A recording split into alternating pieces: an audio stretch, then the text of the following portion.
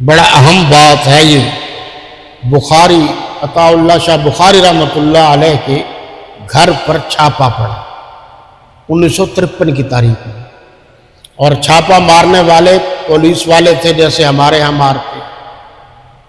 آپ نے تو کچھ نہیں دیکھا نا، جب چھاپے ہمارے ہاں لگتے تھے تو بہت گالیاں بھی دیتے ہیں، نقصان بھی کرتے ہیں، مارتے بھی ہیں، عورتوں تک کو بے عزت کرتے ہیں۔ ہاں دین کا کام ہے، پتہ چلے گا نا، آپ کو کرو گے تو پتہ چلے گا نا۔ آپ کو وہ الفاظ یاد ہوں گے جب جنگ میں شہید فرمایا کرتے تھے، جماعت پر تبصرہ کر لینا آسان ہے، کام کرنا بہت مشکل ہے۔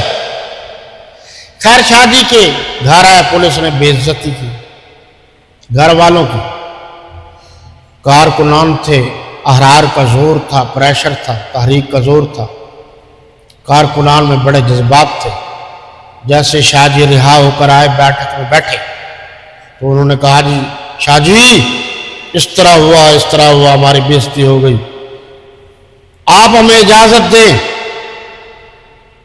ہم بدلے لیں گے۔ سارے لوگوں کی باتیں سنتے رہے، پھر شاہ جی کھڑے ہو، فرمایا یہ ختم نبوت کا کام ہے، حوصلے کا کام۔ تم تو یہ کہہ رہے ہو اگر وہ پولیس والے میرے گھر والوں کو پکڑ کر گھسیٹ کر چوک تک بھی لے جاتے ہیں تب بھی میں صبر کرتا، تاکہ دنیا کو پتہ چل جائے کہ ختم نبوت کا کام اتنا آسان نہیں ہے، اور ساتھ ہی میں کہتا کہ چلو تاریخ ختم نبوت میں کچھ حصہ میں نے بھی ڈالا ہے۔